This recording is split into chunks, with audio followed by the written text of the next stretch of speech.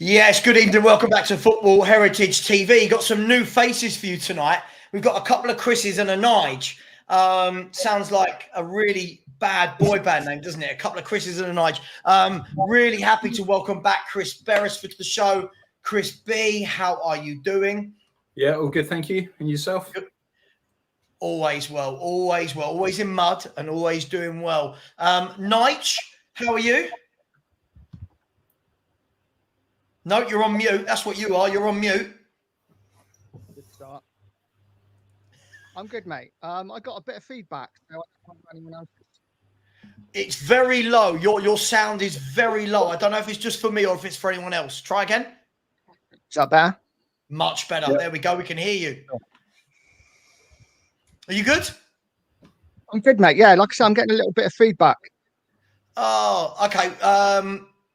I can't hear anything my end. I don't know. Keep playing about with stuff. I can't hear anything. Can you guys hear anything? No feedback. Just me. I'm sure it will die away. Chris Sperrin, welcome for your debut. How are you, sir? Yeah, good, mate. Yeah. Good. So a bit weird seeing myself on the screen, but yeah, all good. You all right? You get used to it, mate. You get used to it. Don't worry. Before you know it, you'll have fake accounts made about you. Your face will be plastered all over the internet. It's good fun. Yeah. Guys, girls, welcome to every single person in the chat. There's already 135 of you on here, which is amazing considering we just started the show 1 minute ago. Smash the like button, smash the subscribe button. We know the rules by now. Let's stop being tight. Smash the like, smash the subscribe, and myself, the two Chris's and Nige will talk about all things Tottenham Hotspur. It's been a bit of a crazy day. We got the news came through that Tottenham have signed or about to sign Min-Hyukkang, I believe it is pronounced, another player that's going to go into our Creche. So it's all looking positive for the youth side.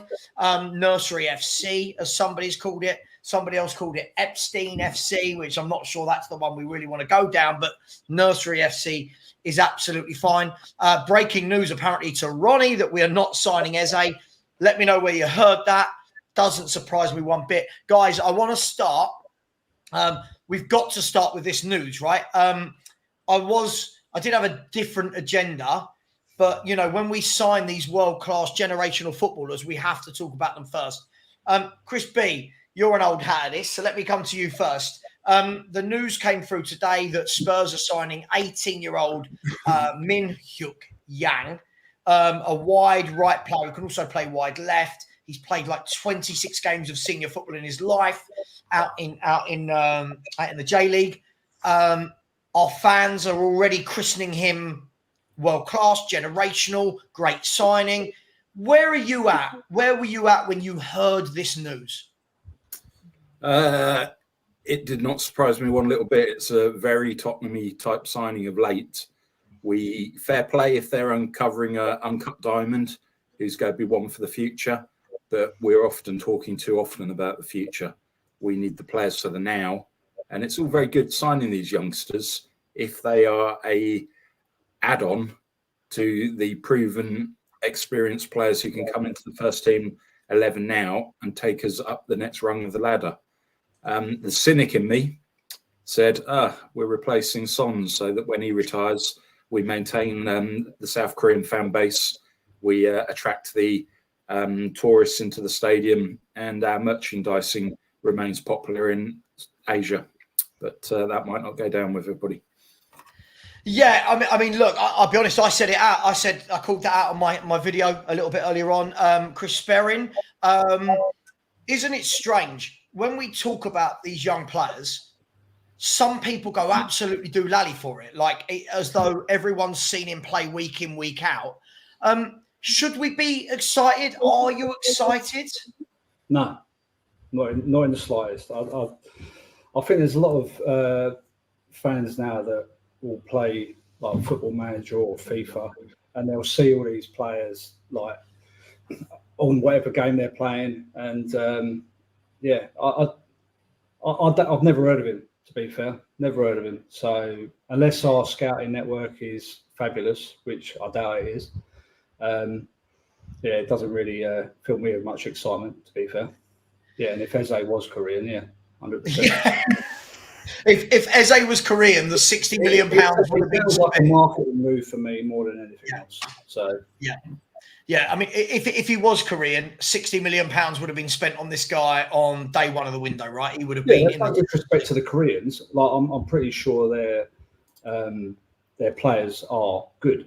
They've got some good players like Kim Min-Jae, Heung-min Son. Obviously, they've come through. Ji-sung Park back in the day, but I in terms of faith regarding our scouting network, that we've unearthed a Kim Min-Jae, a Heung-min Son, or a Ji-sung Park, not for me. So I think it's more of a marketing move. The club obviously knows that they make a lot of money from the Korean fan base. So yeah, exciting. No. And I think you've got someone who might know you, Chris, here. Yes, I am from that area. Yes. Don't give your postcode out, mate. Don't give your postcode out. They'll be at your door. They'll be at your door. Yeah. Nige, welcome from Pure COYS. If you haven't followed Nige on the Twitter or the X or the Instagram or the TikTok, whatever he's on, please do go and follow. Welcome for your debut. Thank you, mate. 18-year-old wingers. I was told that Mikey Moore and Jamie Donnelly and Santiago, I was told that these boys were all generational. Why are we buying yet more kids? Why do we keep overloading with kids that haven't grown any stubble yet? I have no idea. Just for me, it's purely marketing. It's very much totally mess signing. I'm not excited in the slightest. Listen, he might come on to be really good in a couple of years, but it's this thing, isn't it? A couple of years. You know, I'm 51. I want to see trophies now. Well, you look bloody marvellous for 51. I'll give you that, mate. You look lovely. You look lovely.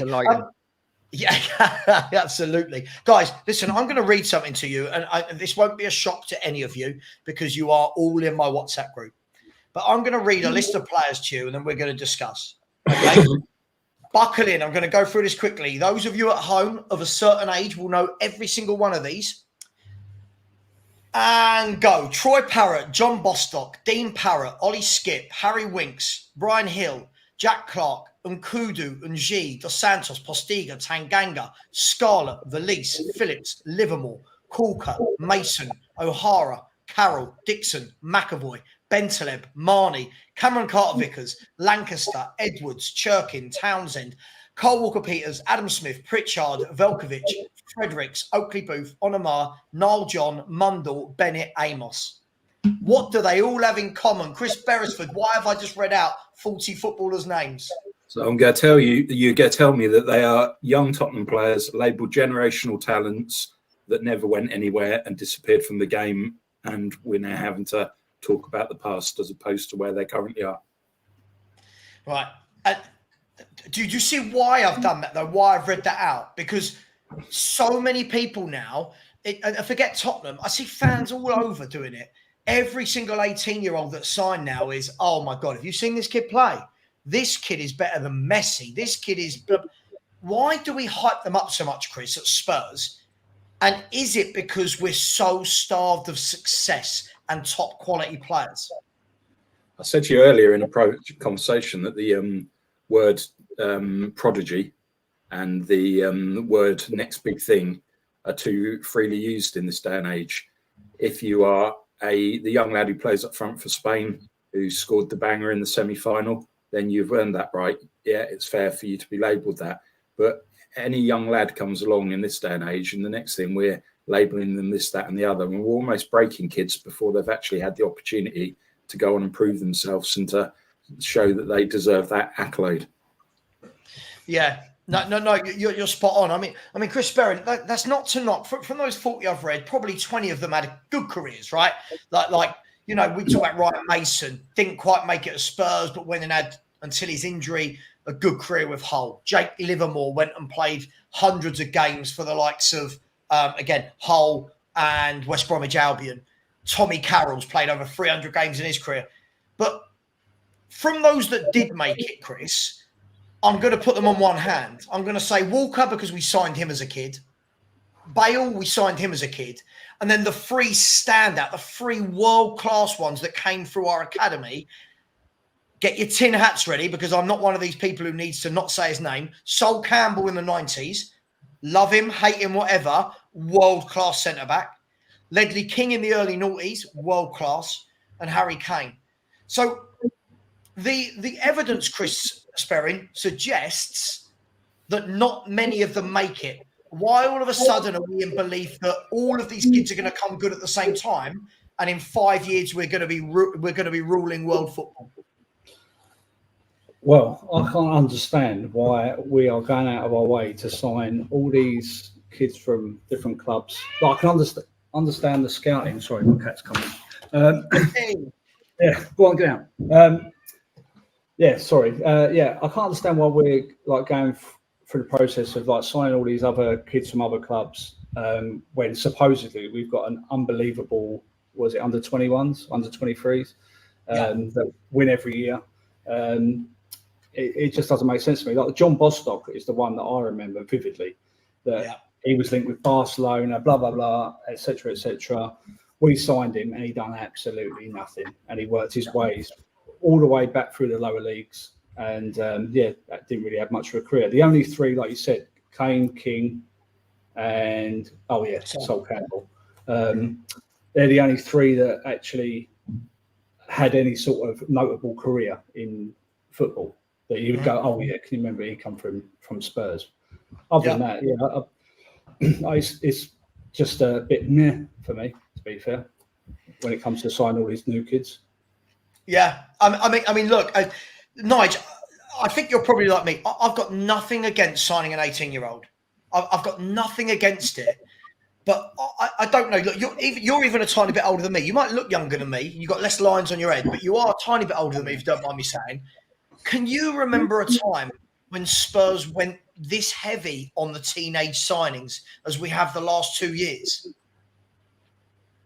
No, I can't, if I'm honest. And the thing is, I think, and we've all said it, I don't think it would be a problem if we had gone out and signed 3 players that dropped straight into the first 11 and then gone out and signed 2 or 3 youngsters. I don't think we'd have a problem. But because it's been how we've started, it's all youngsters and Werner. Yeah. Then it's getting to the point where we're just like, are we going to do anything? Because we are falling behind, in my opinion. But like I said, I haven't got a problem with signing youngsters. You know, I'm looking forward to seeing Archie Gray play, but I need to see some first team action like straight away. Yeah, no, absolutely. And by the way, look, I'm not saying that any of these kids, if we take Gray, Bergval, was it Vuskovic? Is the 16-year-old we signed? Ashley Phillips.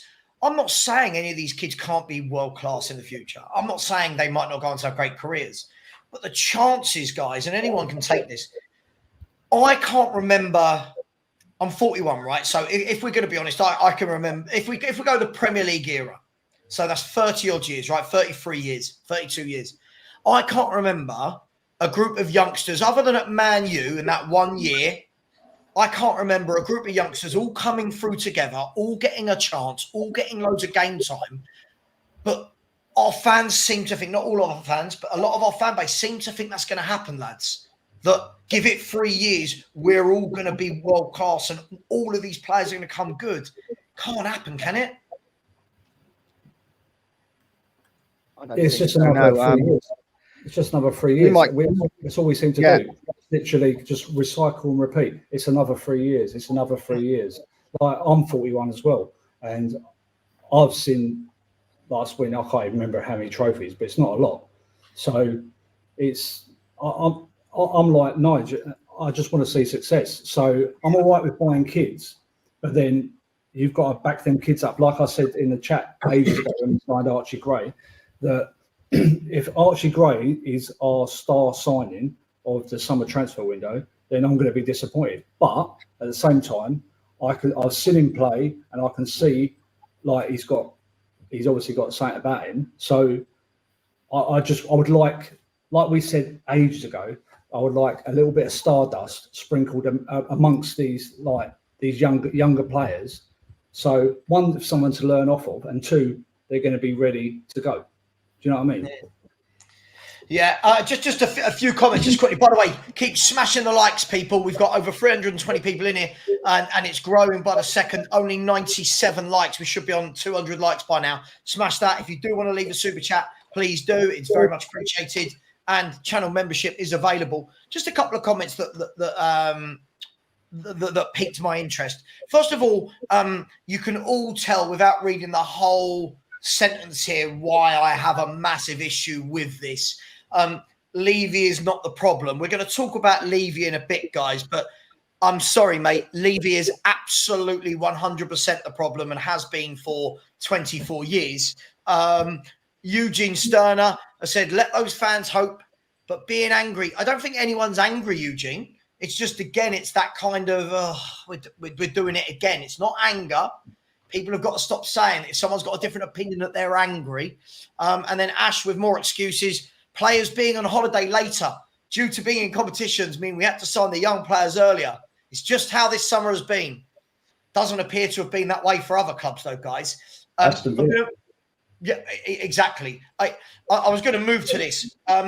Guys, the window in general, I've heard every single excuse in the last 2-3 weeks. The Euros is on.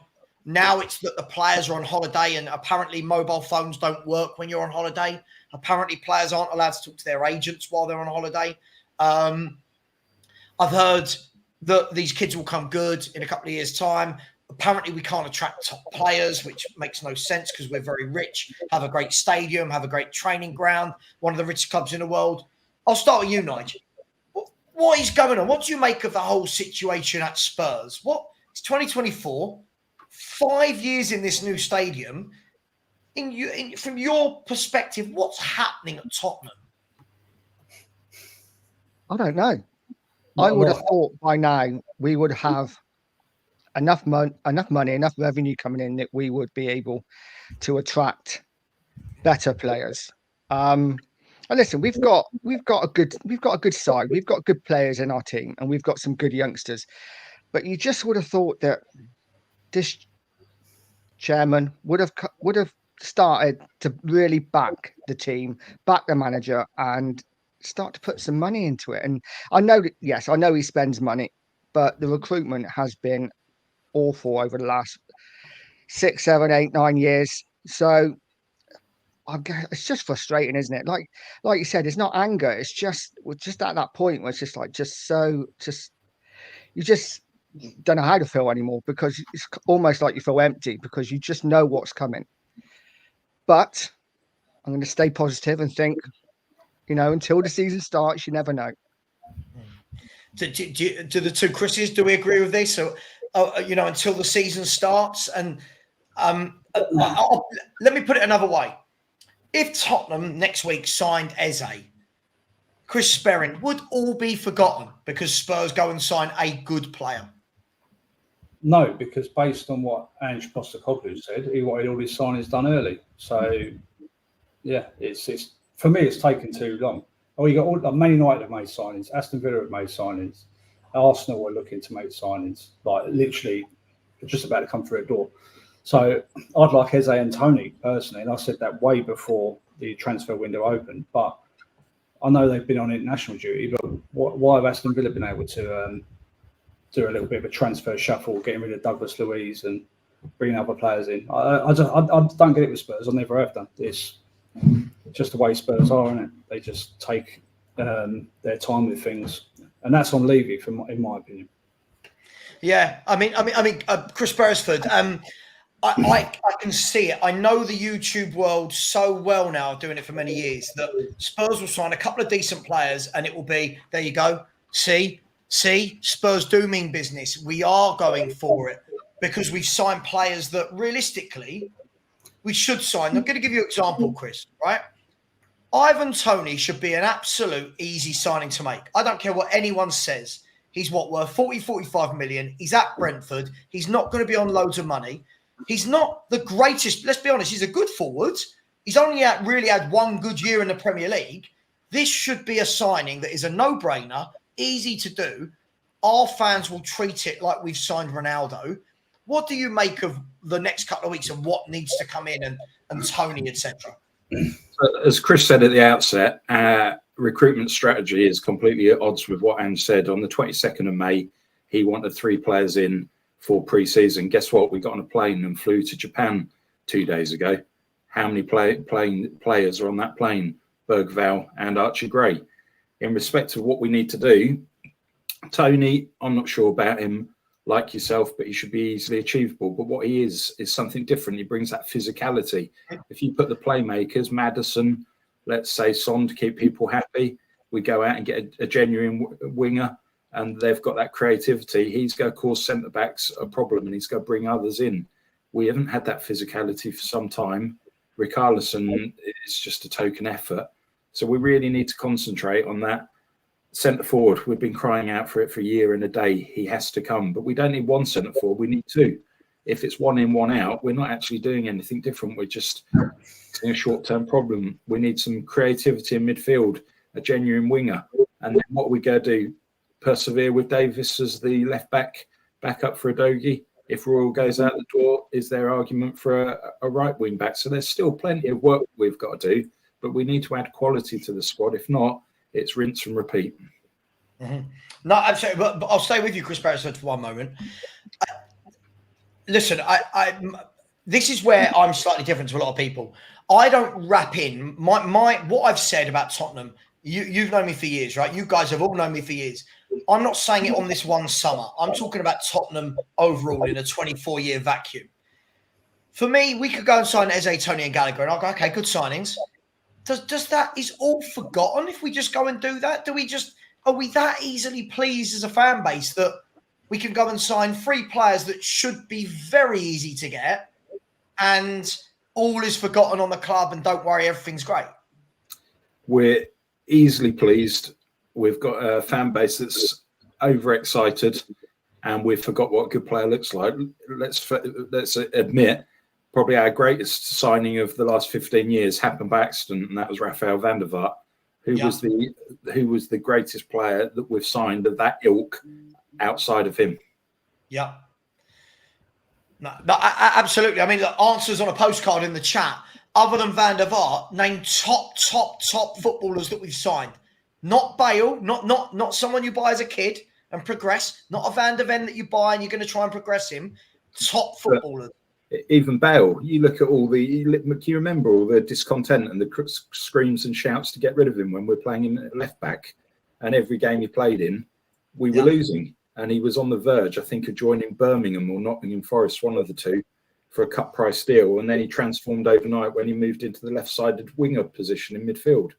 So again, he came with a reputation and was one of those successful out of the Southampton academy at the time. Yeah.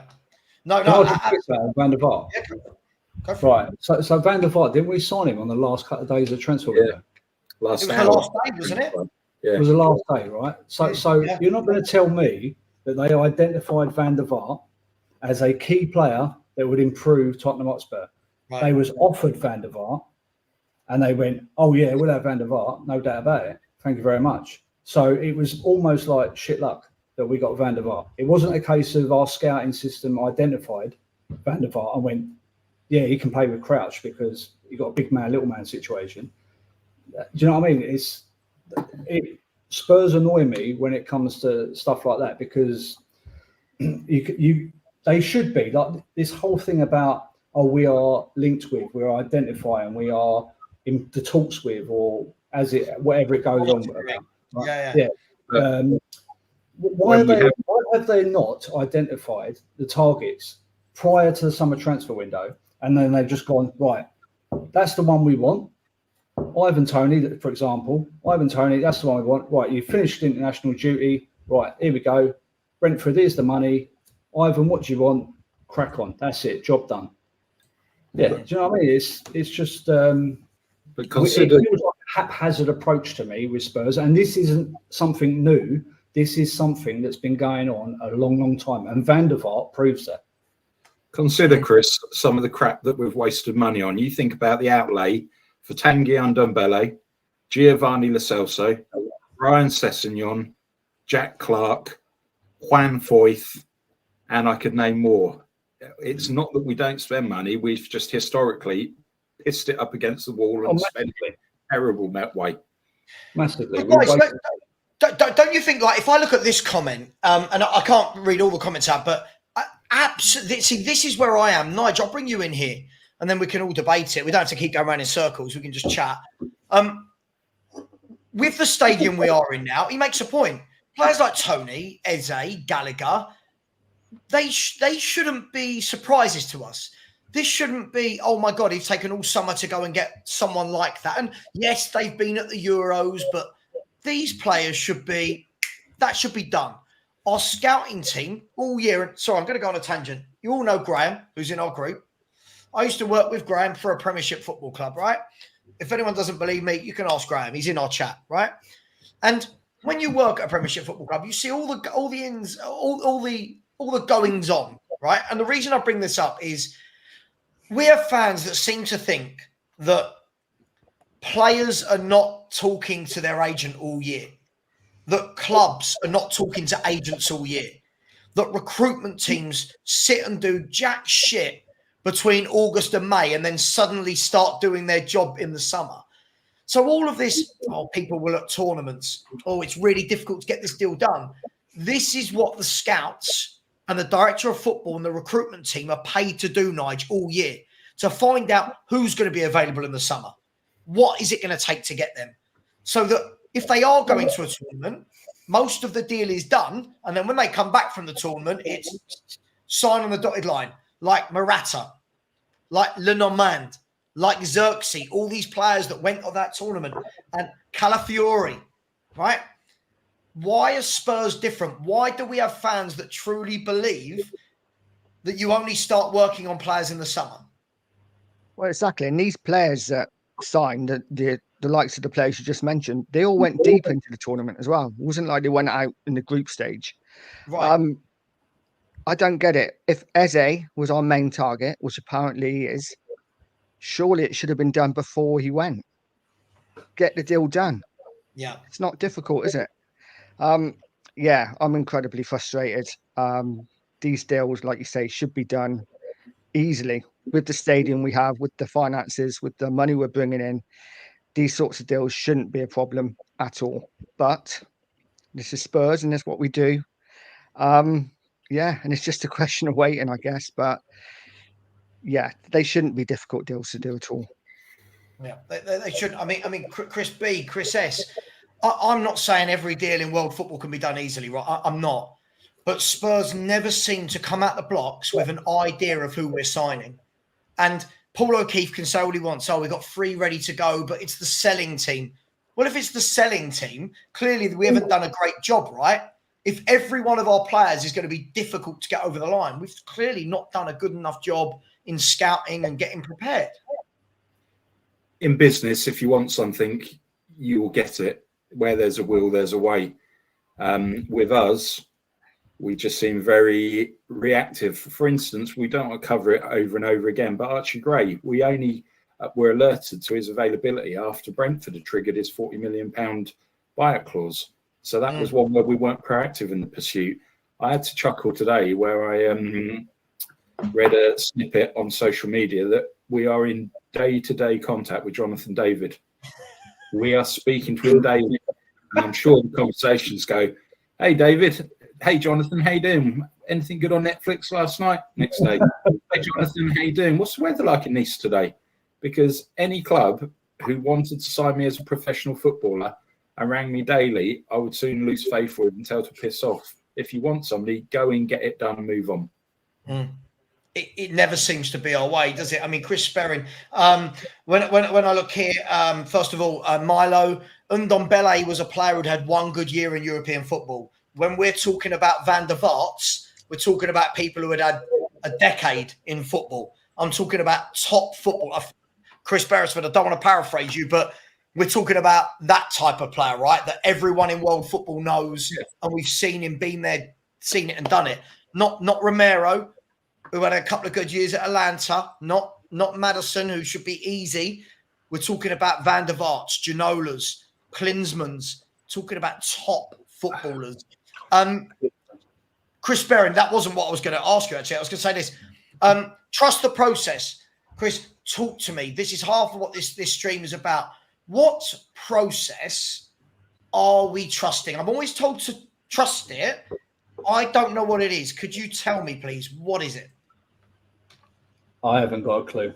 I honestly haven't got a clue what this process is. So if he was going to, like you just alluded to, players we've signed in the past with David Ginola, Klinsmann, Van der Vaart, etc., we ain't seen any of them coming through the door. Of those, that ilk, anyway. So that's one part of the process that I don't understand. And me personally, I'm not a fan of Ange. I think he was found out right at the start of just after the Chelsea game. And it got proven with all the games we had, that succession where we had Arsenal, Chelsea, Newcastle, was it Man United or Liverpool? I don't know what the process is. It was a QPR we played the other day, and people were saying that we still looked average. We're struggling to break down a QPR side in the Championship. They played Hearts. Was it 5-1? Yeah. Wow. Have I got to be impressed with that? Because that's my whole premise. I think Ange is only the way he plays. His tactics will only work in a lower league. And I would say the Championship, I'll probably get heat for this, but I'd say the Championship is a better quality than the Scottish League. So if you just say the QPR result and you just take the Hearts result or the game against Hearts, I think that's the proof. So yeah. I can't get excited for any signings unless we go out and sign some world-class players like the likes of Van der Vaart, Klinsmann, Ginola. I can't get excited for the new season, unfortunately. So I don't know what the process is. We was all told as soon as we knocked down White Hart Lane, which was our spiritual home, right, this was going to be the point in our history where we would actually be able to fund quality signings. And when I don't mean I'm not knocking the likes of Archie Gray or Lucas Bergvall or anything, because I've not seen them play enough to actually give them my opinion. And I'm all about the eye test. So what I'm saying is, if he was going to say we've signed Lucas Bergvall and Archie Gray, wow, okay, fantastic, right? But why haven't we gone out and signed a Premier League proven player or someone that's going to come to the Premier League and actually make a difference? So we was talking about Tony. The reason I'd like Tony is because he is proven in the Premier League. So for me, he's a massive, massive upgrade on Richarlison. Massive. Oh, so for sure. For me, that allows, you're an upgrade on Richarlison. That allows Richarlison to leave, right? So, and then we could get someone else in to literally, I would like 2 strikers and at least 2 wingers. But unfortunately, we've already got Timo Werner. So it just blows my mind. And this is one of the things, Chris, when people keep saying to me, the window's not shut. Now, bearing in mind, if I had £1 every year, guys, if every year I had £1 for wait till the window's shut, and then the window shuts and I go, right, what am I excited about? And people go, oh, wait, next year's the year. Next summer's the summer. Look, I just want to have a look at this. First of all, Faz, big up, Faz. Hope you're well, my friend. So big up. Do the panel agree? Mikey Moore is a real talent. Faz, I'm going to come to that in a second. We'll talk about that in a second. The Big D has said signing players we don't need instead of a striker. This is where I'm at with it. Completely the Big D. This is where I'm at with it. And a comment that I just want us to discuss before we go to Faz's, big up the Big D, by the way. I think your name's got so many different ways we could take it, but I love it. Brilliant. This is a comment I want us to discuss, guys, right? I am so fed up of being talked about as though we are poor. Quite simply, we can't, I think that's meant to say can't, we can't compete with the oil-rich ownerships. Therefore, we are on a developing youth route, plus adding a few experienced players when needed. Who wants to take this? Because in my mind, we're the 7th richest club in the world. We've got no issues with FFP or PSR. Nige, I'll come to you first. why are fans talking about us like we are poor? I just think this is why we got Ange in.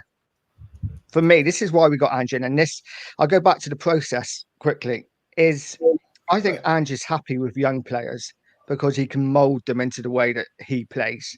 I think he will find it more difficult to mould established players into his way of playing. Literally younger players, more legs. I think that's why we're going young. And I think Levy's loving it. He doesn't need to spend loads of money. He can just buy youngsters, buy the odd good player. Happy days. Mm-hmm. Yeah, I mean, sorry, I nearly spat my water out. Yeah, 20 years. You think Tottenham are going to take 20 years to start seeing profit from the £1 billion stadium? Chris Beresford, you're a very, very smart, intellectual fella. What we were just talking about there, do we have money? Are we poor? Do we have to just go down the youth route? What do you make of this, the financial situation at Tottenham Hotspur? I think we all know we're financially in a very strong position. We know we have none of the FFP concerns. We talk about this direction we're heading in. Do you honestly think that Ange's going to be here in 2 or 3 years' time when these 17, 18-year-olds are hopefully on the verge of breaking into the first team? Right. So, again, that's my one question. Secondly, look at the revenue we bring in on a match day through beer sales and food sales. Look at the revenue that we bring in via Lady Gaga, Tyson Fury, Formula One, American football. We've just signed a shirt sleeve sponsorship agreement with Creche, 12 million a year to have a tiny little piece on your arm there. So there are many revenues coming into the club. We've got the ability to print cash. So we hear the podcast recently with one of the Spurs directors, Jonathan, somebody or other, on one of the business channels where he said every penny generated by the club would be invested into the playing side. Well, talk is cheap. It's now time to talk the talk and walk the walk, and we need to see higher quality, higher caliber, proven internationals coming into this club. Mm-hmm. Yeah, I mean, Chris Sperrin, I think when we look at it, right, and again, I've never ever said go and buy De Bruyne's, go and buy Erling Haaland's, but there's a level between kids and the Kevin De Bruyne's, the Virgil van Dijks and the Mo Salahs of this world. There's this great big market in here that we tend to ignore. And for me, what I want to know, Chris, and I want to get your opinion on this, I'm all for buying youth and I'm all for saying that they're going to come good. But at what stage are we going to complement that youth with the quality to say we are ambitious? When is it going to? Because I don't know about you. I've run out of future. I've run out of patience. I keep being told for the future. What future? Be patient. As I always say, look at the lines on my head. When Daniel Levy took over this club, I was 16. I had none of these lines on my head. I weighed about 8 stone. Yeah. I couldn't even get into nightclubs or drink. I was 16. And now I'm 41 and I'm still hearing, Chris, patience, future. So when is this destination going to be here? What is the end goal? I haven't got a Scooby, to be fair. Like, I'm the same as you. I'm 41. I can remember when he came in. And the only thing that he's done is just, for me, he's knocked down the stadium and he's made it more of a cash cow for other events other than football. So it's lying in Enoch's pocket, obviously. Like I went to the Anthony Joshua Usyk fight, and it was unbelievable. But at the same time, I'm standing in my own stadium and I'm thinking, wow, this is amazing. But where is all this money going? They've put on the event. So Matchroom obviously paid them a massive fee to provide the venue, and yet we get Timo Werner on loan for a second time.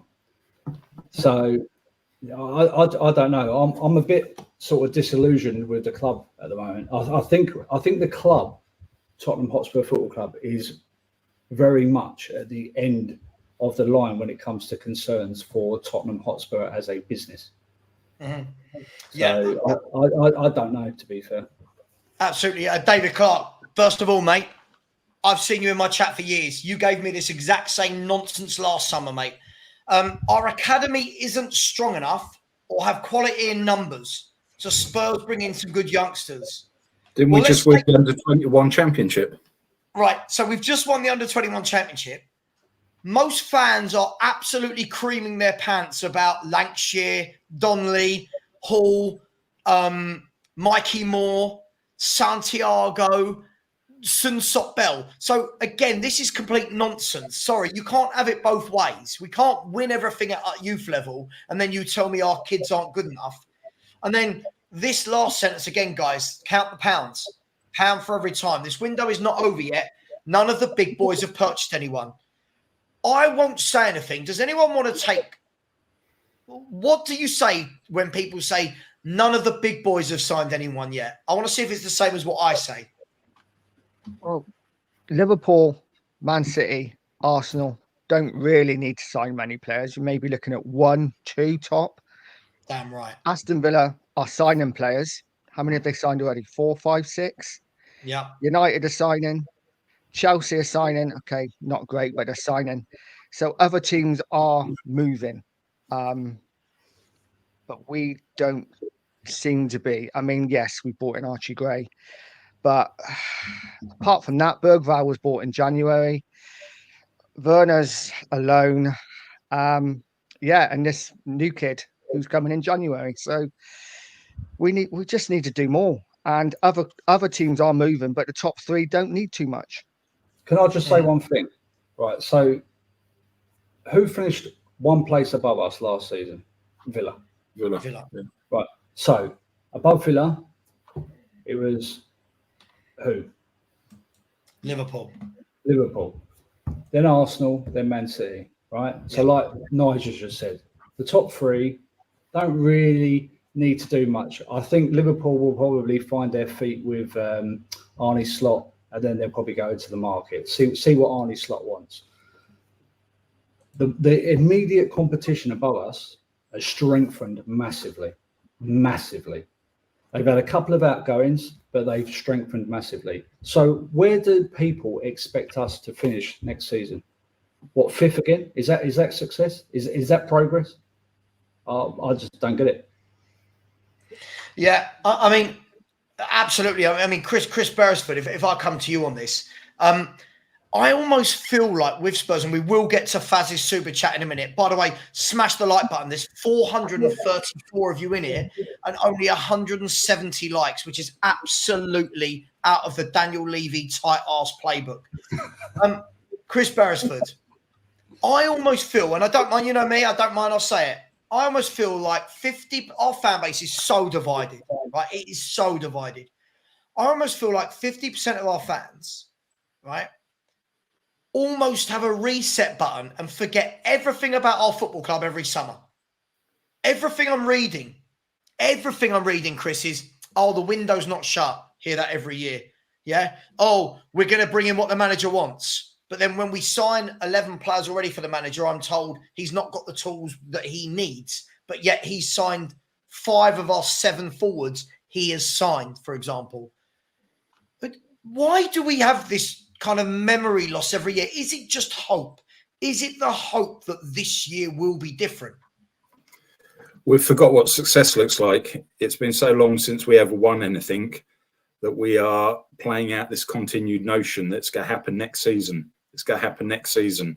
We keep on over-exciting when we make signings. We put ourselves on a platform where we think we're alongside, or if not better, than on a lot of the top 6. And we need to shake our heads and wake up and realise that we haven't won anything for a long time. Man City were 27 points ahead of us last season. So there's significant work for us to do to catch the elite up. Yet the elite only need a few additional incomings to go to another level completely. Mm-hmm. No, absolutely. Absolutely. I mean, Nige, just before we get to Faz's tweet about Mikey Moore, first of all, I just want to address this and say we were born with 2 of these and 1 of these for a reason. I learned that a long time ago, right? I've said I'm not expecting the world from Tottenham Hotspur, Casey. No, so this is a lie. What we're expecting is some form of ambition, some reasoning as to why White Hart Lane was knocked down and we had to go 3 windows without signing a player and we were told we were going to compete. Some reason as to why season ticket holders like Chris have to pay the earth to go and watch Tottenham Hotspur. So the second part, we can clearly see the types of players Ange and Co are trying to recruit. Please share. I have no idea what we're trying to recruit. The recruitment process for me is all over the park if you look at the 11 players. Chris, this is what I want you to talk about. Chris and then Nige. Great point. What's the point? We're constantly building for the future. When Ange won't be around to see it. As soon as the fans shout Levy out, Ange will be gone. Guys, he's got a point. He's got a point. I think Ange has got to take a number of decisions on the chin. Like last year, we did not take the League Cup seriously, didn't take the FA Cup seriously. This year, he made public claims to us that we'd be doing our very best to win the league. So are we going to get the right players through the door? My expectation is that we have a really good go in the Europa League next season. There's no excuse for us not to. So he's now got to deliver what he's been publicly saying. So these players and the strategy, do you know what? There's that saying about too many cooks ruining the broth. Well, you look at our recruitment team, you've got Johan Lang, you've got McKenzie, you've still got Paratici there in an advisory capacity. Who's doing what? Who makes the decisions and who has the final say? And what is Scott Munn? Where is Scott Munn? What's his role?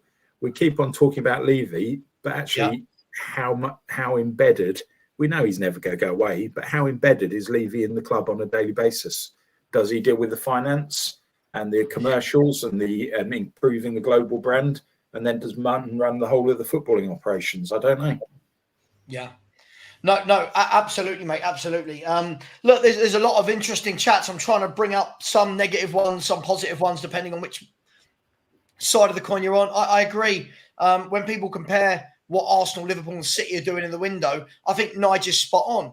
Man City right now, if you went and asked Pep Guardiola, Nige, right, about where are you weak, I can't really imagine that Pep's going to be able to sit down with you and go, oh, God, we've got no midfielders. Oh, we're lacking at centre-back or at right.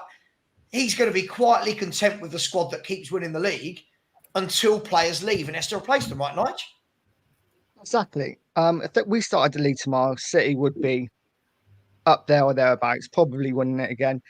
And wasn't there a rumour that De Bruyne was leaving a couple of days ago? Yeah. And already, I mean, okay, it's all rumours, but already you had Olmo being linked with a move to City.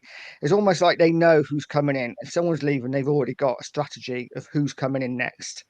And Arsenal are the same. I hate to say it, but Arsenal are doing the same. With Calafiore now, I mean, they're going to be even stronger next season. So, yeah, it's a worry for Spurs. But again, Nige, just to stay with you for a second, where I'll give credit to Arsenal, right, is this is Spurs fans. Not all of them. This is Spurs fans. Oh, go and buy this centre half. Why? They won't get in above Van de Ven and Romero, right? That's Spurs fans. Arsenal, best defence in the Premier League, still got Timber to come back, who's only played 1 game for them, by the way, was out the whole year. Let's go and get Calafiore to really, really add depth and strengthen at the back. Our fans, no. What do you mean? Do they start above Van de Ven and Romero? Difference in mentality, right? Exactly. Yeah, and our squad is thin at the back. You know, if we get an injury to Van de Ven, which we will, if we get a suspension to Romero, which we will, we've got Dragishin, or Ben Davis. So yeah, we badly need cover at centre back. But again, whether we do anything is another question. Yeah. Look, I want to kind of transition it, guys, into. We'll go back to the comments. You know how I work. I'm pretty fluid. I want to transition into again the youth players, right? And look, Billy always has a go at me. I love it. But when he says, I can see what Andrew's trying to do, he wants young players who can press and have energy. Chris Sperrin, I'm going to ask you before I go to Chris Beresford. I did a breakdown the other day of how many footballers are actually at Tottenham Hotspur Football Club. First team versus youth. And when we broke it down, I don't know if you remember, I put in, this is an example of a first 11. Here's an example of 9 subs that can play. And here's the 5 or 6 players that miss out. With that in mind, how many of these youngsters, other than maybe Bergvall and Gray, because we've actually spent money on them, how many of these youngsters do you expect to see in the squad and get in any game time when we've got so many footballers at the club? Well, unless they literally put all their eggs in one basket with the youth, I don't expect many of them to get any game time. And that's been proven by literally towards the end of the season last year. Yeah. Like hardly any of them got a game. So I think, what was it? I think Donnelly come on for about combined 10 minutes towards the end of the game. So, and apparently he's a generational talent, ripping it up in the squad that he's in, the youth squad. So I don't understand. I think Spurs are a massive mess at the moment. And I was thinking about it earlier. I'm not even sure, and this sounds weird, I'm not even sure that they've got faith in Ange. And which sounds weird, I know, but it would explain what the lack of sort of backing him in the transfer market. I said to you, or to all of us in the WhatsApp group, that I wouldn't give Ange a tenner to spend. So I don't think he knows what a good player is. So... Do you know what, Chris? There's a lot of merit to that. It makes me wonder, but at the same time, if that's the case, what the hell are we doing persisting with him? No, I completely agree with you. There's a lot of merit to that. That Ange has never managed top players before. No. So a lot of people ask the question, does he know what a top player is versus what he needed in Celtic versus what he needs at Spurs to catch? Because I'm guessing, guys, the aim is to catch the top 3 at some point, right?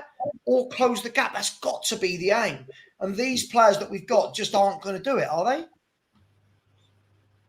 That's why I think that these signings that we've made are club signings. I don't think they're Ange signings, but I think he's happy with them because I think he can mould them. But I think the club have signed them for, obviously, the future. And like Chris said, I can't see Ange being here past next season. I think Bergvall and Gray are 100% club signings. But they're the kind of players that they would go, okay, they're going to cost this much amount or this amount of money. So potentially, if they hit the big time and they end up as the next Gareth Bale or next Luka Modric, we can cash in on them and make a profit.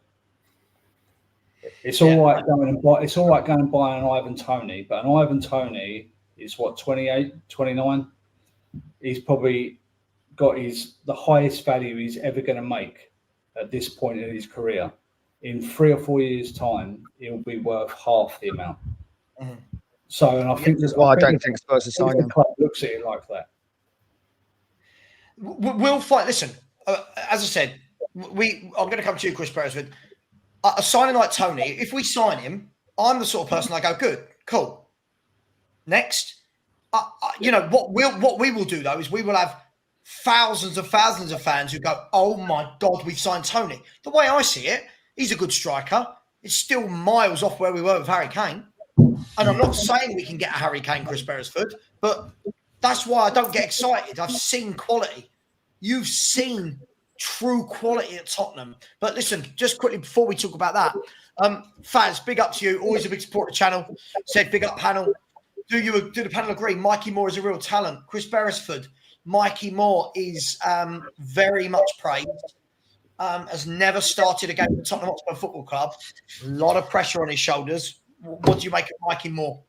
Look, everything we hear is that he's an exceptional talent. We hope he can fulfill that talent and be a success in the Spurs shirt. Yeah, over the years, I can remember a chap called Jonathan Blondell. We were told he was a Belgian youngster, was going to be the greatest thing since sliced bread. And we signed a 16-year-old John Bostock. Everybody was raving about him. And at the time, allegedly, Barcelona wanted him. So we've had lots of players who come with these high reputations who never fulfill them. And it's when you're dealing with young footballers, if they're nurtured, they're well looked after, and they've got good people around them, they stand a chance of success. Then there's the likelihood they could go the Ravel Morrison route. And if that's the case, then that talent never goes anywhere. So I think it's a case of supporting, encouraging him, not expecting too much, and not being stupid enough to be over on social media channels and things, referring him to a generation talent, comparing him with some of the top youngsters in world football. Let's just give him time and see how he gets on. Yeah, I just want to go through a couple of comments before I come to you guys, back to you guys. And then I want to talk about Ange. Because I feel like fans like me, who are very vocal on socials, get a lot of shit, but I'm just going along with what the manager says. And I'll come to that in a minute. Just a few comments. So big up. Thanks, Faz. Really appreciate that. We can talk about Mikey Moore a bit in a minute. The Big D has come back in and said, trust the process, FC. Every season is the same, FC. Yep. I don't know how many processes I've trusted and not one of them has ever yielded any success. So no, I won't just trust the process. I know what you mean, mate. Big up to you. Always a big supporter. My mate David Clark said they just won the under-21s Division 2, not the top level. Get your facts right. David, I'm not the one that praises these players and calls them generational every single day. I'm not the one that watched Tottenham beat Hearts and then started claiming that all of our youth players should sign for Real Madrid immediately, right? And we're talking about Pirlo and Ballon d'Ors. This last sentence from you, David, I'm really disappointed, a man of your age. I'm going to patronise the shit out of you right now. Man City probably losing their two best midfielders, maybe Walker and their second number 9. First of all, who? Sorry, who has said any of this? I've seen that Alvarez is about to sign a new contract. Pep Guardiola came out and went, De Bruyne's going nowhere, right? Who else? Walker, maybe. He's getting on a bit. Do you know the difference, David, between Man City and us? If Man City lose their two best midfielders, which they're not going to, if they lose their number 9, if they lose Walker, what will they do, chaps?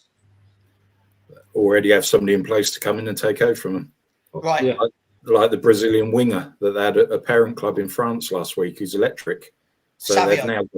they've now got him. They've still got Grealish. They've got Jeremy Doku. You think about the talents they've got in the wide spaces. It's ridiculous. Oh, and yet we're gonna mock Man City. Neville Murugan says Spurs fans only complain. Sad. Allow the build. Nige, come on, mate. Stop complaining. Allow the rebuild for the 4,000th time in 24 years. I know. I've been watching a build now for 30 years. It's just constant. Every couple of years, it's a rebuild, a rebuild, a rebuild.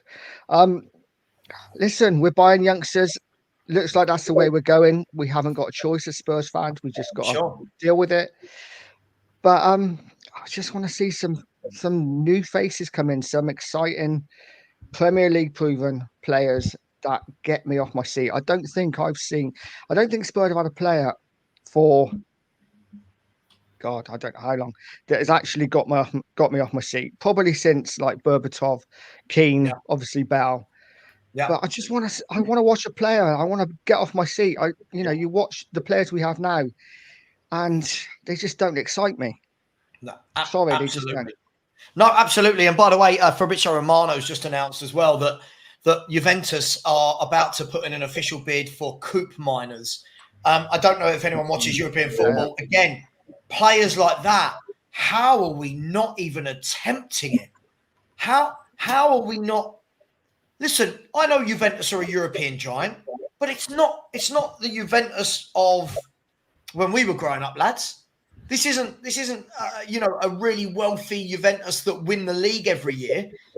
Players everywhere. Just a couple more comments before I come back to you guys. Philip Randall, completely agree. Isn't 24 years enough evidence to realise that Ange doesn't stand a chance? Completely agree with you.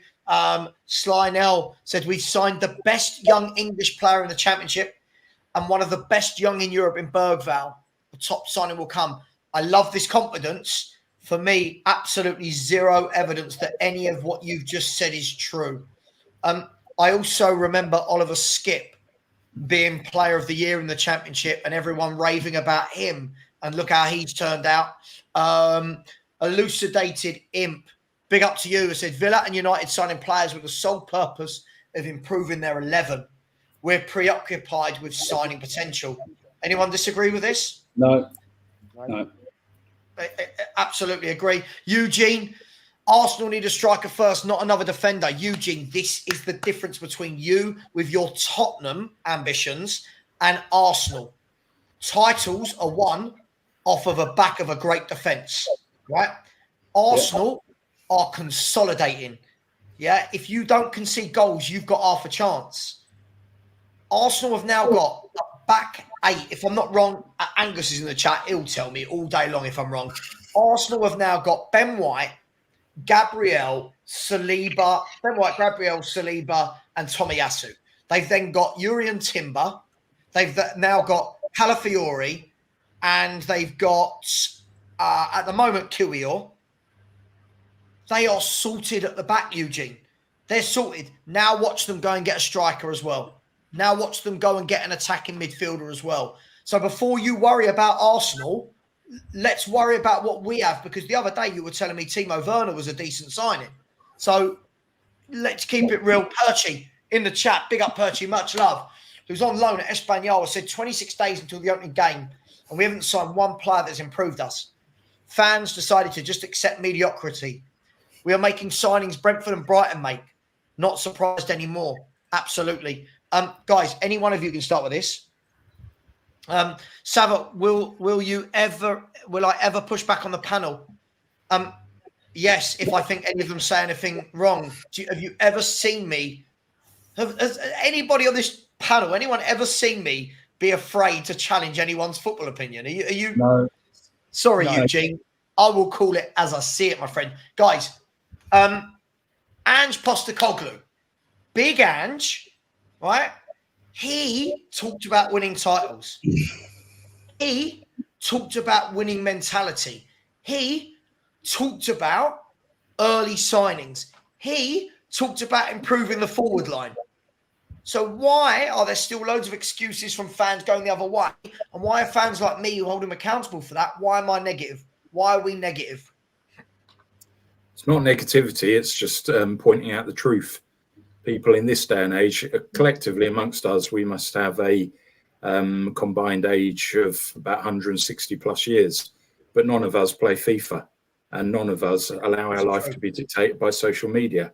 We can recognise good players. We've had the fortune of seeing good players. We're in a world now where people will rate a player based on their EA Sports FIFA rating on a video games platform. So the world's evolved and it's changed considerably. And some people are happy clappers. They say things that are just absolute nonsense, and they need to take a step back, calm down, and realise that if we say something, we're just saying a true statement based on what's been publicly put out there by our coach Ange. Mm-hmm. Yeah. Anybody else to add on to that? Anything? Nige. I think the frustration for me is that, like you said, Ange has come out and said all of these things. Said that he wants to compete. Said that he wants to go for a title. Said that he wants signings in early. And I think where the frustration lies with most of us fans is that that's not happened. And I just wish that Ange and the board were on the same page so we would get some sort of truth. You know, if we were told at the start of the season, we're going to sign young, it's going to be a process, I think most fans would get on board with that because they have to. But we're getting two different stories. We're getting what Ange says and what the board are doing. And that, for me, is what's frustrating me. Yeah. It's frustrating, but if that's the case, and Ange has said this is what he wants and this is what he would like to do, why hasn't he walked? Like, if he's a man of honour, if you're not getting what you're getting, you just walk. So I don't understand it personally. Yeah. No, absolutely. Absolutely. I mean, guys, listen, you know me, I love to go through some of the comments. By the way, please smash of you in here. We're nearly at the 5 which is amazing. Smash the like button. We should be at 300. We should be absolutely 300. Please do keep subscribing. We are 270 shy of getting back to the 13K. There's 500 of you in here nearly. If everyone went and smashed that subscribe button, I'd be eternally grateful. So please do subscribe. Guys, cut the comments here. Just want to. So Ange hasn't molded average players into great players. VDV, Destiny, Sarr, and Romero. I'll let you take this, Beres, but I don't know where to begin with how wrong all of this sentence is. I mean, I don't know what to do with this. So, yeah, I don't think that sentence makes any sense whatsoever. Mickey van der Ven came with an outstanding reputation. He has the ability to progress as a player and evolve without the coaching of Ange. If he has another 2 seasons at the level he performed at last season for Spurs, he'll be wearing a Real Madrid shirt before long. Destiny Udogie, again, a young lad. He has a brain fart in him every so often. And he makes bad passes, concedes possession, or defensively can be a little bit naive. Then you go back to Papa Sarr.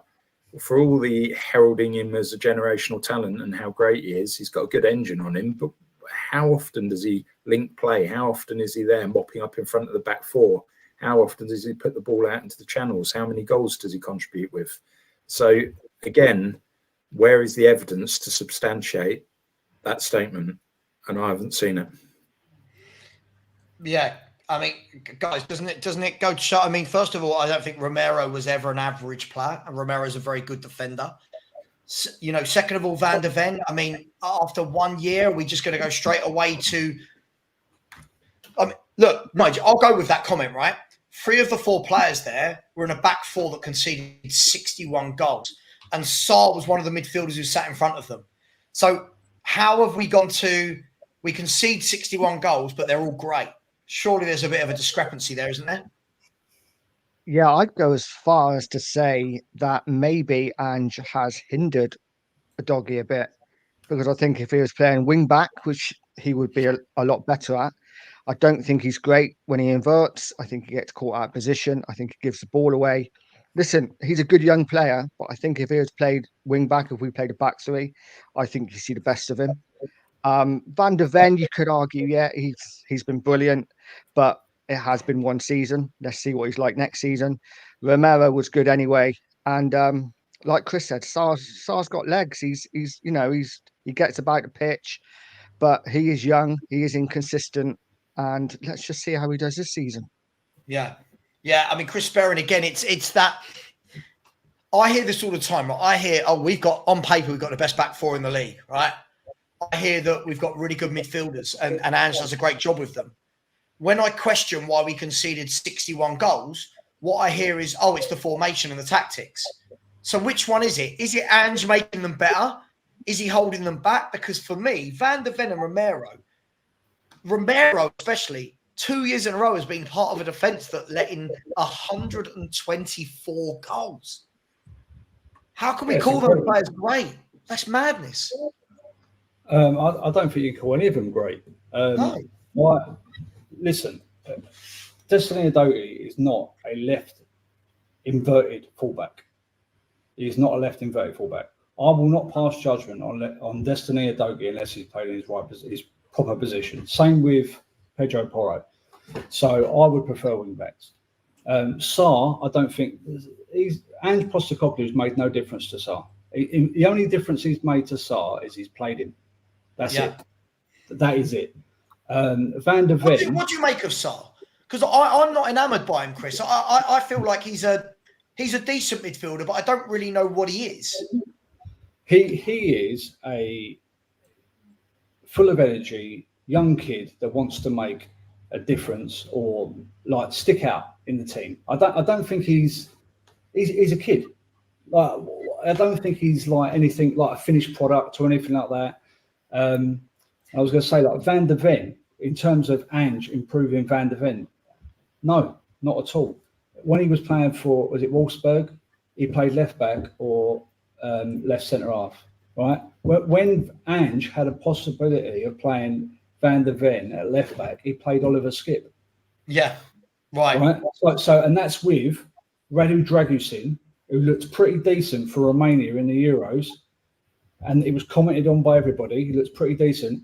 Radu Dragusin is sitting on the bench, and yet we've got Oliver Skip at left back when we could literally shift Van der Ven to left back and put Radu Dragusin next to Romero. Romero, another one. He was voted the best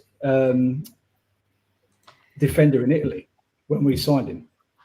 And then literally, I don't get what Andrew's actually improved. In fact, I think it's to the detriment of some of these players, especially our wing backs.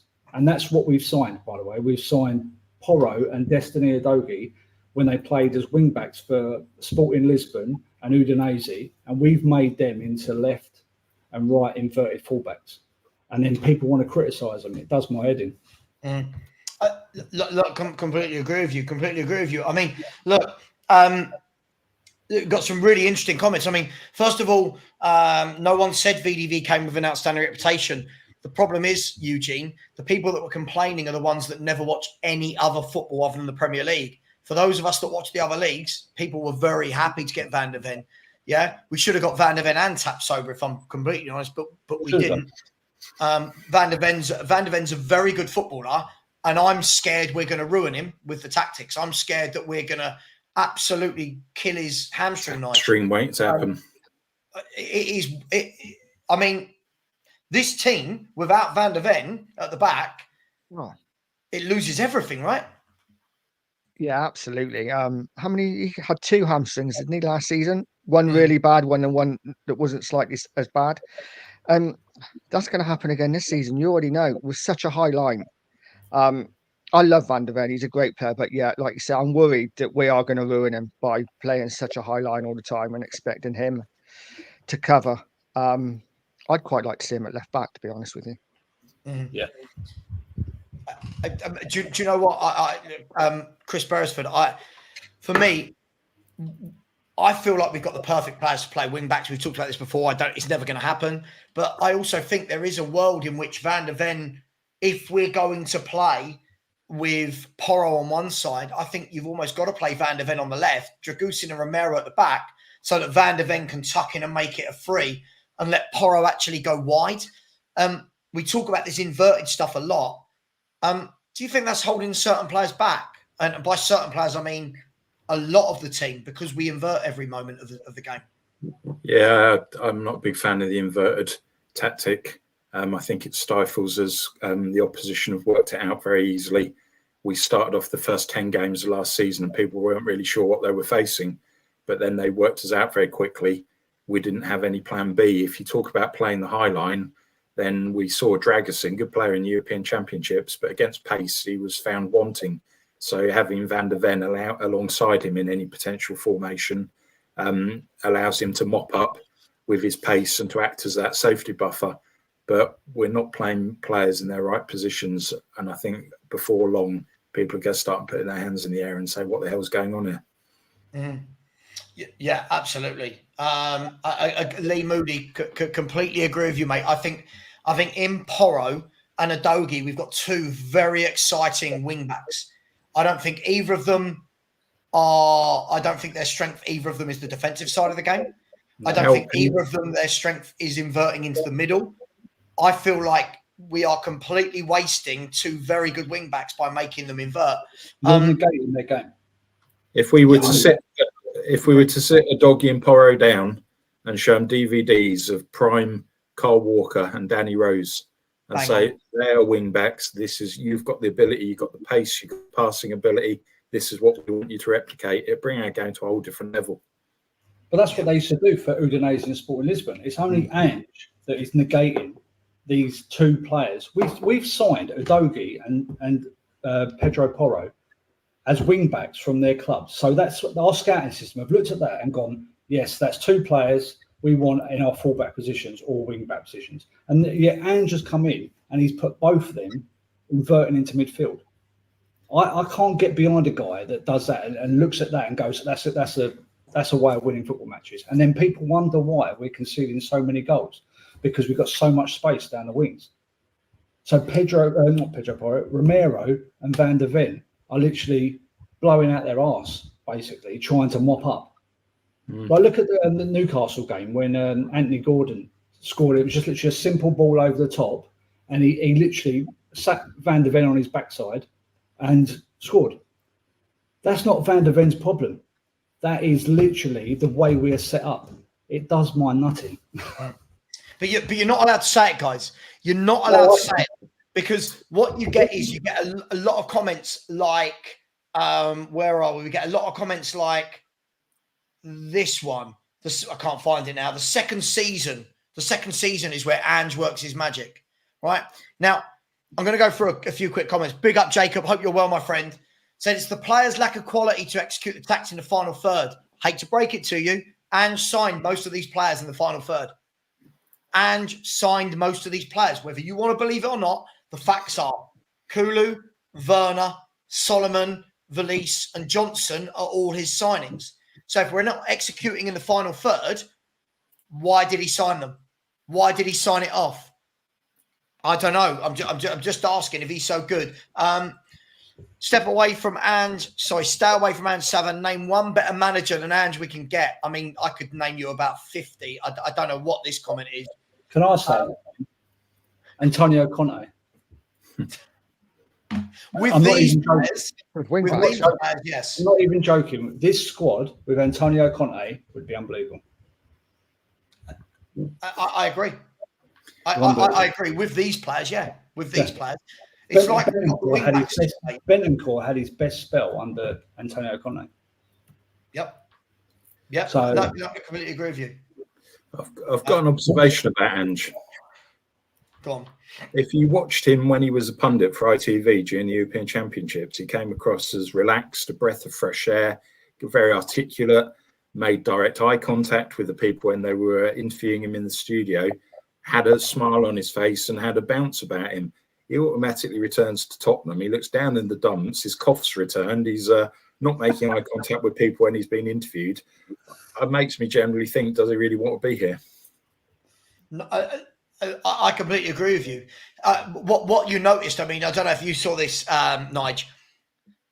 It was like the second half of the season, he was just quiet, stood there on the touchline, didn't change anything, wasn't barking orders. Then all of a sudden, the last 3 games of the season, he came to life. And it was like, hang on, mate, why weren't you doing this when we were 3-0 down to Arsenal? When we were 4-0 down to Liverpool? Why did it take us to get right bad at the end for you to do this? No, and it does make you wonder. I don't know. I mean, and no one's saying our defenders are bad, by the way. No one's saying Poro's bad. No one's saying Udogie's bad, Romero or Van der Ven. It's literally the system we're playing. They're being left so open all the time. I'd be happy if we played one inverted winger, fullback, sorry, but just not 2. But yeah, Ange doesn't seem happy at the moment, but maybe that's because he knows he's not going to get backed. Mm-hmm. Yeah, and no, I completely agree with you. I mean, Eugene, but the thing is, before Bentancur's been here for 3 years now. You got to remember. And for me, guys, I'll ask your. Actually, I'll tell you what. Let me go to you guys before I give my Bentancur. What do we think of Bentancur as a footballer? We spoke heavily on one of our recent streams about him, and we should be moving him on. He's not exceptional. His conduct, both on and off the pitch of late, been questionable. Juventus don't generally let go of good players for very little transfer fees. And because we had not signed decent players for a long time, he came in and didn't have to do much to lift the level. By the way, guys, just in the chat, I won't stand for any of this, right? I won't stand for any of this. I know what you're doing. I know what you're digging at Jacob. Yeah? Please leave it. Sorry. Nige, Bentancur? I like watching him. I think he's elegant. I think he's comfortable on the ball. He looks good. But I do think he's very inconsistent. He'll have 1 good game, 3 bad ones. I've put it down to his injury, but I think the more I watched towards the end of the season, he just wasn't doing it. If we had a good offer for him, I'd probably take it, but it's who we bring in instead, isn't it? Is all right selling these players, but it's bringing the right players in that are gonna better the team. I like him. I think he's a good player, but I do think he's inconsistent. Exactly. By the way, Nige, before everyone in the chat has got me, I think the same Bentancur. I like him, but I just never know which Bentancur is going to turn up in any given game. I don't know whether it's going to be the silky smooth Uruguayan that gets on the ball, or if it's going to be the guy that I completely didn't realise was playing for 90 minutes and the game passed him by. Chris Sperring, Bentancur? Bentancur, right. For me, I think it's a case of, like, look how good Maddison is, right? I think it's the tactics that stifle the players, personally. Like Bentancur, like I said, he had his best spell under Conte, where he had space to operate. Same with Maddison, like obviously not under Conte, but when he was at Leicester, he had space to operate. And I think we congest the attacking third too much. So it basically makes the players look inept. I used to work with an Italian guy who was a Juventus fan, and he wasn't bothered by Kulusevski or Bentancur leaving the club. I see a lot of that, Chris. I see a lot of Juventus fans were like, yeah, do you know what the sentence you normally get with them is that they're good on their day. Yeah. Do you remember when Kulusevski went for his spell and he looked good and he was banging them in week out? He said to me, he was like, he never done that for Juventus.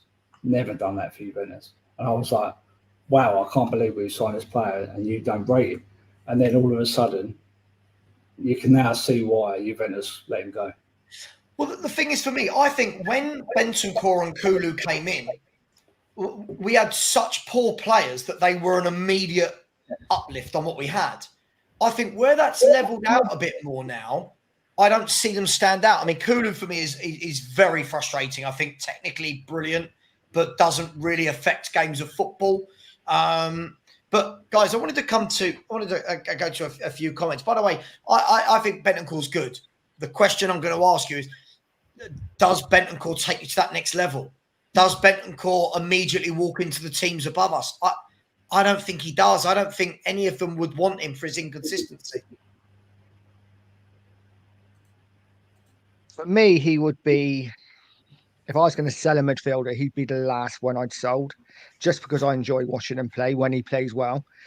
But I just feel we got too many players that are just inconsistent and are sometimes players. And I think that's what we've got to try and get away from. Mate, absolutely. Consistency is everything. Look, if I go to a few comments, I always like to pick out a few and then go to them. Where are we? Lee Moody said Glasner looks a good bet to be manager by Christmas. I wouldn't rule it out. You never know with Spurs. I would take him in a heartbeat. I'd take Glasner. He did a wonderful job in Germany. Plays players in their right position. Gets a team solid. Milo Romero has also won 2 Copa Americas and a World Cup. Great. But for the last 2 years at Spurs, he's been in defences that concede goals for fun. And I don't support Argentina, believe it or not. I'm not an Argentina fan, right? I'm a Tottenham fan.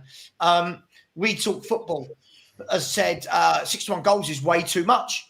Angie's 2 at the back is concerning, needs to tweak system. Completely agree. See, I'll bring up some that I agree and some that I don't. United Spurs of America, big up Jacob, has said a top right. That's you, Chris. And already said why he didn't put VDV at left back right away, though. Why forget his quotes? What was his quotes? I can't remember, but for me, it would have been an excuse. He should have done it. I've seen Van der Ven play there for Wolfsburg, and I've seen Van der Ven play there for Holland. I don't know why there was no... Why. Okay, I'll ask this then. So why would you put a central midfielder that doesn't really play central midfield for us very often at left back when you've got a guy who we signed from Wolfsburg that played left back or centre back? Yeah. but then that calls into question the youth route, doesn't it? That we're talking about youth players moving forward and that being the approach we're taking. But when we had injuries, you've got these supposed talents in the youth side, but you didn't call them up and give them first team football, instead trying to repurpose Oliver Skipp as a left back. What does that say to some of the kids? Oh, for sure. Like, look now, Donnelly's playing left back, Chris. On the tour, yeah.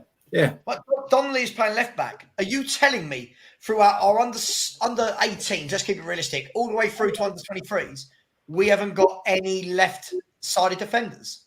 Or Phillips. He was the only fit centre half. He's on a tour, but he's started the last couple of games on the bench. And you've got Archie Gray and one other playing at centre half. It just doesn't make any sense. Listen, if you've got a defender, doesn't matter where he plays across the back four or back three, you never ever would play an attacking midfielder at left back when you've got a defender, even if he's a right back, you're playing at left back. Well, Pochettino tried it with Son, or for the Euros. So Gareth Southgate just played Kieran Trippier as a left back for the whole of the Euros because who's he going to put in now? Phil Foden. Do you know what I mean? It's absolutely clueless from Ange. I can't get behind the guy. Look, in terms of, I've made my feelings about Ange clear. For me, he's got so much to prove. For me, I'll tell you why I go against him a little bit is because so many people rave about him like he's Pep Guardiola. Like, it's this, in year 2, he wins everything. You don't know Ange. We know Ange. Ange this, Ange that. And it's like, he gets a lot of praise, but without actually having to demonstrate it. Most managers have to demonstrate it, and then we go, yeah. Look, I mean, there's no way, Nige. There's no way Tottenham Hotspur, with the squad we had last year, should have conceded 61 goals. No. 61 goals. That is appalling, right? Yeah, absolutely. This is why I say I think we need number 6. I think if we have a number 6, I think that would improve. But it has to be a specialist number 6, not just someone who can play 6, someone who can play 8, someone who can play left back. It has to be a special. I'm fed up with signing players that play in 2 or 3 different positions. I want to see a specialist. Let's get a specialist number 6 in. And I think that would improve our defence. Yep. Yeah. First and foremost, Jamie Donnelly isn't a central midfielder. So again, this is, if you're going to try and troll, you've got to get your information right. Yeah. Look, I've got no problem with Ange per se. He seems like a really nice guy. He's great with the media, but so much of what he done last year, playing 1 game a week, right, just made me go, oh, I'm not really sure. And Perchie's right. It's the contradictions. Now, again, yeah, this fan base blames our front three for conceding 61 goals. Bang on, all the sips. Now, do I think the front three are great? No. Do the front three take the blame for conceding 61 goals? No, that's the manager. That's how the manager sets up. I'll ask this question. Everton, did they concede 61 goals? They had proper old-fashioned centre-backs, didn't they? No way now. Tarkowski would throw himself in front of anything. They had the lad who was linked with Man United, so they've got quite assured centre-backs, and they play a very tight, compact defensive system. One thing Dyche is good is setting teams up not to be beaten. Yeah, I mean, it's just, for me, there's some, there are some people out there that can never actually critique Ange. That's what drives me nuts. It didn't matter what he did, how many goals we conceded, there was an excuse for everything. If that had been Arteta at Arsenal, we would have been laughing. There would have been no excuses. It would have been, God, they can't defend. 61 goals, their defenders are crap. With us, it's Porro's brilliant. Van de Ven and Romero are brilliant. Udogi's brilliant. Sarr and Bentancur are brilliant. Basuma's brilliant. Okay. Ange is brilliant. Then why did we concede 61 goals? They're going to go for some comments. Terry O'Shea, big up Terry, massive contributor on the Just Giving page. We're only going to go for another 10 minutes, by the way, if everyone's okay with that. 10 minutes, then we'll drop down. Cool. Calm down, lads. The free signings are coming. Trevor Chalobah, Carl Walker-Peters, and Marcus Edwards. Then the Happy Clappers will be telling you we're going to win the league. They'd still defend it. Terry, these people would still defend it. Big up to you. Much love. Mark, I've been waiting to get to this comment just to rip this comment apart. Mark, if you're going to go at me, use common sense, right? When you're saying, I can't have it both ways, were you not moaning about playing with wing backs? How should we play? Mark, I can't begin to tell you how bad this comment is. I was moaning that we were playing wing backs when we didn't have wing backs at the football club. I was moaning about playing wing backs when we didn't have 3 quality centre halves at the football club. I don't care if it's wing backs, 3 at the back, 2 at the back, 1 at the back, as long as the formation suits the players we've got. Now, the point that was just raised by someone on the chat was, if Conte had these 3 centre backs, Dragusin, Romero, and Van der Ven, with Porro and a doggy, that would suit him. So please use your brain. Come on, man. I don't think that you should play wing backs when your 3 centre backs are Sanchez, Dyer, and Romero. When your 3 centre backs are Van der Ven, Romero, and Dragusin, 3 players that have all played in a back 3, it makes sense. Aditya, another one. Conte was hounded out. I never said I wanted Conte, by the way. That was Chris. Sorry, Chris, not Frank. Chris said he wanted Conte. I wouldn't have Conte back. I just said he would be better with this squad. I don't like Conte as a manager. He isn't for me. Right? That's my opinion, by the way. This squad, not his squad that he had. He was shortchanged when he was at Spurs. Absolutely. Milo, I always ask Milo to come on because he talks absolute nonsense and then always bottles it. You think all our players are awful? No, I don't. Who have I said that's awful in our squad? I think Werner's awful. I think Brennan Johnson is average. Who do I think is awful? I just don't think they're good enough to take us to the next level. Huge difference, Milo. 2 of these, 1 of these, right? When you're in the workplace, generally speaking, you have one-to-ones. That's an opportunity for your manager to tell you how you're performing. So it's no different from being honest around the abilities and the performance of a player. Why do people push back and hate that honesty?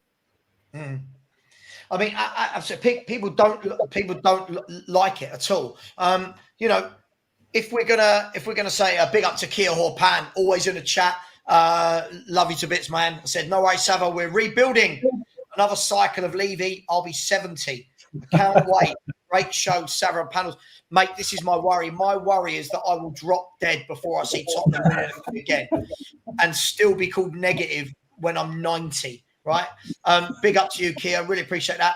Mark Vickers. So what is this, Savva? The anti-Ange show? No, but there are people that don't think he's that good, Mick. Yeah, you have to appreciate that. Some people think he's great. Other people think he's not. I'm one. Tell me otherwise why Ange is so good. Tell me otherwise. Please tell me otherwise. What, because he won the league at Celtic and he won the cups at Celtic? Well, so did Neil Lennon. So did Brendan Rodgers. Brilliant. Fantastic.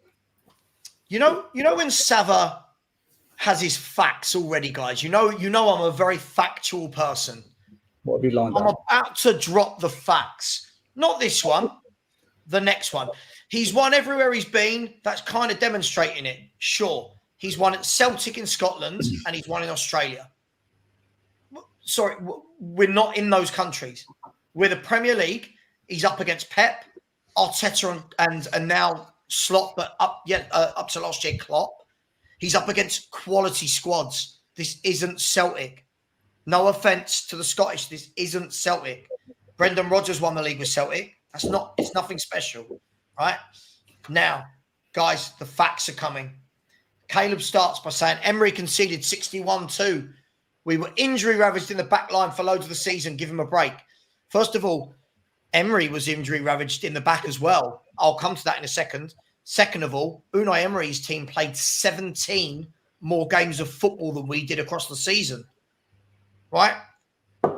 Now, remember, Udogie, VDV and Romero were missing for most of the season. I love this. We had Royale and Davies at centre-back for parts of the season. First of all, don't lie. They weren't missing for most of the season. This is not true, right? They weren't missing for most of the season. VDV and Romero missed, I believe it was 8 or 9 games in that one spell. 8 or 9 games isn't most of the season. Most of the season would be over 50% just by using my common sense and my math, right? Second of all, I don't know if any of you saw my show the other day when I ripped Milo to pieces by these silly comments. Did you know, guys on the panel, Tottenham Hotspur, right, averaged conceding the same amount of goals when Royale and Davis were playing centre-half as when Romero and Van der Ven were playing centre-half, right? So all these people saying, but we had injuries. When those players came back from injury, we were worse. We were in worse form and conceded the same amount of goals. Why? I remember saying to you at the times that they were actually tighter than when we had our supposed stars come back into the starting 11. Right. But that fact I just dropped, people don't want to hear that. We don't like the fact. We conceded the same amount of goals with Royale and Davis as we did with Van der Ven and Romero when you average it out. Let that sink in before we blame everything on all our players being injured. Do you guys in the chat know when our last, if we're going to break the season into quarters, do you know which of the 4 quarters was our worst form? That'll be the last one, isn't it? Last. We were going to go with last? Last. Do you know who played centre-back nearly I think 7 of the 8 games in the last quarter of the 9 games? Emerson Royal. No, Romero, Van der Ven. Romero and Van der Ven, right? Yeah. This is what makes me laugh. People, if you're going to put something forward, right? If you're going to put something forward, know the facts, right? You've got to do your research on this, people. It's all well and good, right? This. Sorry, go on, guys. Yeah, it's a tactics thing. Like I said, how many times have I said to the guys on the group that we could have prime Maldini and Roberto Carlos, right? And inverted fullbacks would not work in the Premier League. Not both of them. No, not two at once, Chris. Not 2 at once. In terms of goals conceded, right? So there's this way of Ange plays works 2 ways, in my opinion. Right, you either do what we're doing, or you outscore the opposition. That's it. So in terms of our attacking threat, which is null and void with Timo Werner, Kulusevski, and Richarlison, what do they expect going back the other way? Like, do you think I would honestly care if we conceded 4 goals if we won 5-4? No, I wouldn't care. Wouldn't give a shit. Wouldn't care. It would be so exciting. Can you imagine it? It would be unbelievable. If we won every week, 4-3, 5-4, 4-3, 5-4, no one would care. No one would care. Well, I don't know. I live through Aussie Idealies. Yeah. So did I. I'm saying if we won those games, not if we was on the back end of them. But it would be unbelievable. But it's such a chance to take, to conceding the amount of goals that we concede and then trying to outscore the opposition, like the Aussie Idealist team tried to do. Because we haven't got the strike force to do it anyway. So we haven't got the strike force. When we had Aussie Ideas, we had Barnby, Klinsmann, and Teddy Sheringham. And who was the other one? Dimitrescu. Oh, Dimitrescu, sorry. Yeah. So, do you know what I mean? That's if you was going to say what we got, Kulusevski, Maddison, Richarlison, Son, it's different gravy. Different gravy. Yeah. Mark Dorset, I said, okay, so why have we bought these players and not playing that system? These players should be able to play the new system. Now it's not that dissimilar. I'm sorry, what we're playing now is a million miles away from wing-backs. What are you talking about? The 2 full-backs go into midfield and the 2 centre-backs are exposed. By the way, I'm not saying Romero and Van der Ven aren't good centre-halves. I think Van der Ven is exceptional. I think Romero's a very good centre-back. Hang on a minute. Aussie Matt, Savva, when we had the first team fit, Spurs were the best team in the league, if not Europe. So that's a fact. I mean, the funny thing, Aussie Matt, towards the end of the season, didn't we have that best team fit again? So remind me, guys, back end of last season, other than a doggy, who was injured? Maddison was playing, Van der Ven, Romero, Porro, Basuma, Sarr, Bentancur, Kulusevski was fit, Son was fit. So the back 10 games of the season, Aussie Matt, proved that this isn't the case. Aussie Matt, I'm going to tell you something here, and this has nothing to do with you being Australian, but it is. I get the feeling you're a new Tottenham fan. all the Tottenham fans that were saying Spurs are going to win the league after 10 games is because of opinions like this. No one's the best team in the league no one's the best team in Europe after 10 games. Right? Please stop. Facts mean everyone. Facts mean everything. Look, I am going to end the show in just a couple of minutes. Guys, just quickly before we do, just checking I haven't missed any super chats. DMB Forever, thank you so much with a super chat. Really, really appreciate you. Eugene reckons it was purely down to set pieces. If we didn't concede set pieces, we wouldn't concede so many goals. So, Eugene, whose tactics are the set pieces? Can I ask, literally, why is everyone so happy with Ange when he's actually come out and said, "Oh, set pieces, they're not a thing." Yeah. But you see, Chris, Ange can say what he wants. Yeah. Ange says we need better quality, and it's my manager. Savva says we got to get better quality. You're so negative. The manager's saying it. The manager.